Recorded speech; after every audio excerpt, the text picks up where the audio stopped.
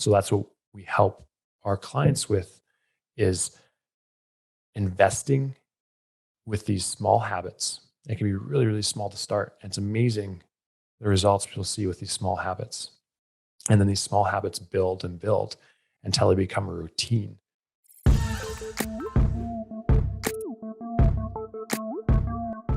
Hey everyone, happy Tuesday. It's Matt, it's Tom.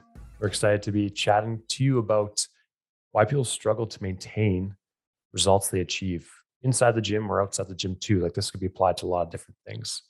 But I'll let you start this off, Tom. Sure. I mean, we talk about a lot of different things on this page so far. But I would say one of the biggest things, there's tons of different reasons why. I shouldn't say tons. I think we're going to cover at least three really solid ones or foundational ones today. But the one that stands out to me the most is, I think we talk about all the time, but it's just the mindset around it.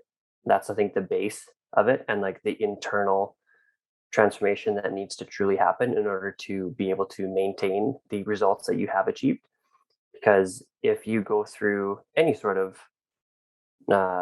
like changes, or you get healthier, you start eating a little bit better, maybe you start working out a little bit more, if you haven't taken on the identity or the persona of somebody who is a fit and healthy person, then it is going to be very difficult to keep that moving forward. So I'm reading a really good book right now called Atomic Habits. And it's basically how part of it, like changing a habit, is talking about the way in which you talk to yourself. So we need to identify, basically, it's changing your identity almost as to the type of person that you want to be. And I think a lot of people don't realize that shouldn't say don't realize, or maybe have never thought of it this way, that you can choose what your identity is based on the words that you speak into yourself, which is maybe a little bit more out there. But basically, I don't think, like, going through our mindset program, I'd never thought of like I can choose who like I want to be, or who I say I want to be, sort of thing, with different I am statements. And so if you're saying I am a fit and healthy person, that's where it can start. And then you need to think about how do I act and behave and perform the habits in which a healthy, fit person, would partake in. Like, what would they be doing? And we kind of got to enter that mindset, or that state of mind, where we're already, well, we're not already doing it, but we're telling ourselves that those are the things that these fit, healthy people do, and I identify as one of those people. So therefore, I need to do these things. But it starts with the mindset behind it is one of the biggest things. And then I know we talked about a couple other ones just before we hopped on this call.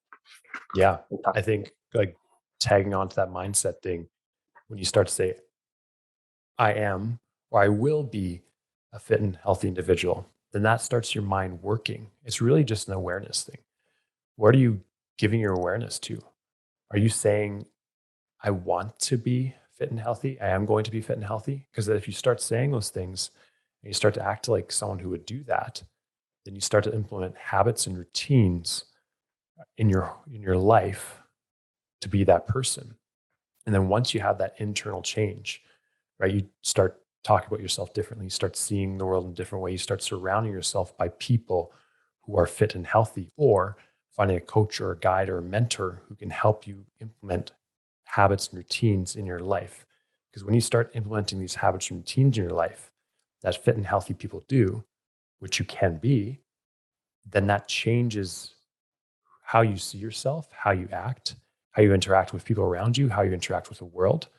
And then you not only see the results you want, whether it's weight loss, muscle gain, a calmer mood, all these different things that come as a byproduct of exercise. You don't just see those results, you maintain them. Right? So it has to be this internal change. And in order to see this external transformation of the person, because you can get results. I know a lot of people try a lot of different programs, whether it's exercise, nutrition, mindset, and you're going to see results, right? We can get someone to see results by just telling them not to eat anymore. They're going to lose weight. But we know that that's not a good thing. You're just trying to pursue the outcome instead of changing who you are. And that's where it needs to start. You need to change who you are so you can maintain these results. I think that was well, yeah, the internal dialogue with yourself was brought up in Atomic Habits as well, where they were talking about somebody trying to quit smoking. And instead of when you get offered a cigarette saying, no thanks, I'm trying to quit smoking, saying something like, no thanks, I don't smoke.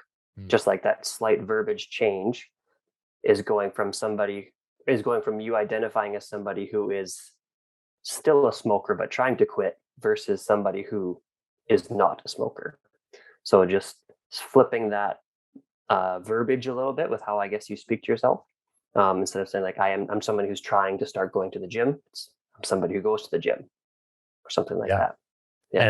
And even when it comes to, let's say you missed a habit, instead of saying I failed at this habit, you'd say I'll try again tomorrow. Or instead of saying I'm a worried person or I'm an anxious person, even if you have worry and anxiety, that doesn't mean that's who you are, right? You can choose to use different words, even if you're feeling that.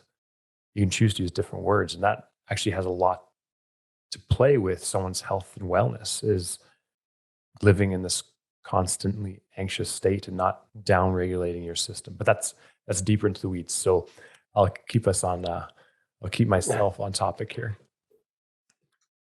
But yeah, is there anything else you want to add? You mentioned we had a couple points here, Tom. Yeah. Well, I think we've beaten that one.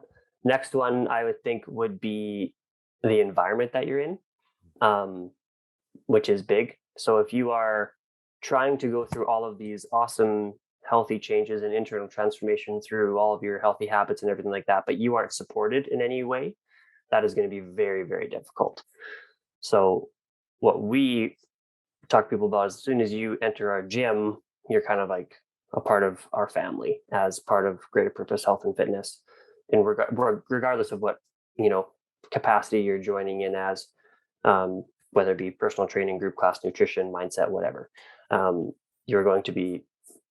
And we've had a couple of people that we don't really even know walk into the gym and say, this just feels different. And so, which makes us feel really good about what we're doing, obviously, but it's the environment in which you're in at the gym, which is awesome. But then also, like, it's super important that you have a really good support system at home that's on the same page as you. So that's when we meet with somebody for the first time before they come into our gym now, that's been part of the call that we ask is, how is your support system, or would you be willing to have a conversation with your main support system before coming in to see us, because we want to make sure that they are on the same page, and if they're not on the same page, this is going to be even more difficult than it already is. Like, changing some of these habits is not easy. It's going to take work, and it becomes even harder if you've got people that are kind of fighting against you, even though there may be great people, you love them to death, but if they're not on the same page and aren't helping you, it's going to be a lot more difficult. So that's a big one. Maybe it comes down to having a tough conversation with spouse, loved ones, something like that, but setting some boundaries with them and saying, this is what I'm wanting to do. And, this is how you could, or it would be of a great help to me if you did X or didn't do support me Y. Yeah. The environment definitely has a huge impact on someone's success and level of being able to maintain that success and whatever you define that as: weight loss, muscle gain, all these different things. You're continuing. Sorry, Tom, I interrupted you. No, that's okay. I think unless you had anything else to add on environment, then there was kind of one more big thing. But yeah, which is going to be habits and routines. I'm guessing you're going to say, yeah. So once we work on someone's mindset, we help them start to see their surroundings, their stumbling blocks, their struggles, their successes in a different way. Then we can start layering on top of that with routines and habits. So I like to think of routines and habits as investing your time. Like if we think of $1, right? If we invest $1 into something, we're going to see some sort of byproduct of that. Just like we're going to invest a habit, like that's a currency we have. It's taking our time and investing to something. You can invest in poor habits, or positive habits. And over a long period of time, it's going to gain interest, or you're going to accumulate debt from those poor habits. And it's going to equal something into the future. So that's what we help our clients with, is investing with these small habits. It can be really, really small to start. And it's amazing the results people see with these small habits. And then these small habits build and build until they become a routine. And that's where I'll let you take it away, Tom. Well, yeah, I mean, we really like the financial investment debt analogy, because what happens when you've put money into the bank or wherever you do your investing, if you consistently deposit, when you need to make a withdrawal, there's something there.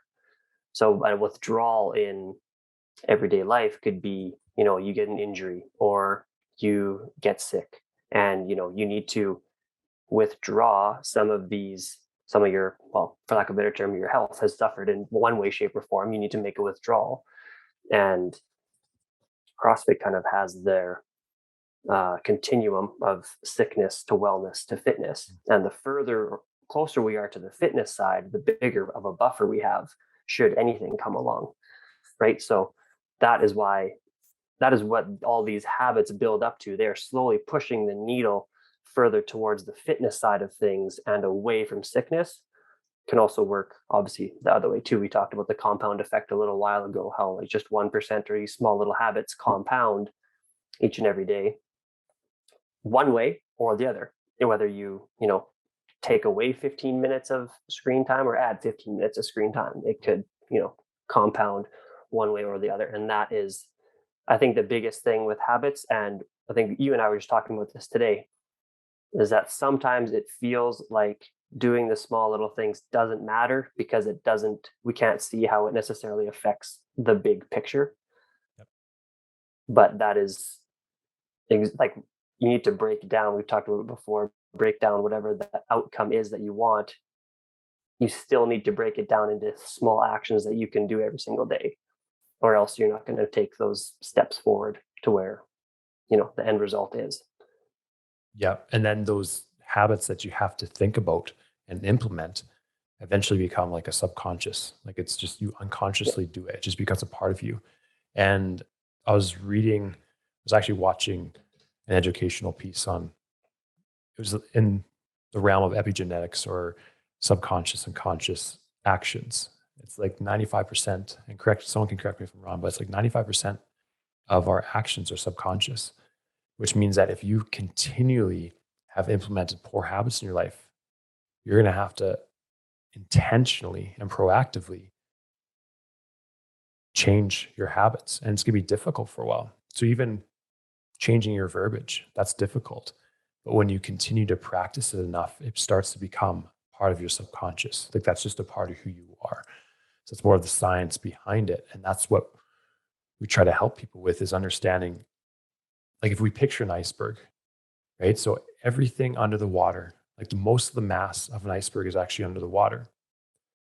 And that's where a lot of people don't spend their time. So using our analogy from today, we have mindset, we have routines and habits, and we have environment. Like that's all underneath the water. And above the water is that achievement people have and the transformation people have. But what usually happens is we only focus on the above water piece. We're trying to chase the byproduct, and we can get that byproduct. We can lose weight, gain muscle, like I said before, and all these different things that people want to do, run a long race. But if we haven't changed who we are, if we haven't made these habits and routines a subconscious part of us, then we're going to revert back to who we were. And that means the achievement and the success and the results we had will disappear too.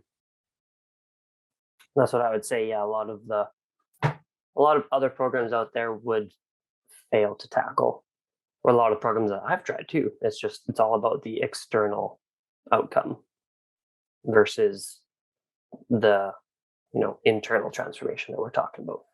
Yeah. And so we've quietly been implementing this over in our gym for like virtually, and in the gym for 4 months now, I believe. And we've had well over 20 people go through this program. And it has to be close to 100 pounds lost by now. I was going to say hundreds. Yeah. Close to that. Yeah. Yeah. But the thing that we're confident about now is knowing that people are going to maintain that, because it's not just something we've given them this exercise program that they always have to follow. No, we've helped them change internally. Like we helped them change their mindset. So now this is just a part of who they are. We've given them the tools to make sure that they continue in this journey themselves. Pretty cool to see. Mm-hmm. Well, everyone, thank you so much for joining us today. Tom, you have any closing thoughts? Any amazing quotes again? No, I knew you were going to ask me that. Well, I'll say the one that we talked about this morning, and it applies to everything. But you will always sow after you reap, and you will you reap after you sow, and you will reap I more forget than what you it even sow. was now. No, I just made a fool of myself. Yep. You reap after you sow, and you will always. I forget the term. No, lost it. That's okay. So Now I basically, just look stupid. planting seeds, right? Think of these small habits as seeds in your life, and you water them and you maintain them and you continue to plant. And eventually that byproduct is you get to enjoy the benefits of that watering and planting. I put you on the spot though, Tom. I'm sorry. Like you just eloquently said it this morning. I was like, I know he's going to use that one. Yeah. And then I forgot what reap and sow meant for a second. And then it was not good. Notice how I said plant and harvest, because I forgot which way it went to. Yeah. Thanks, everyone.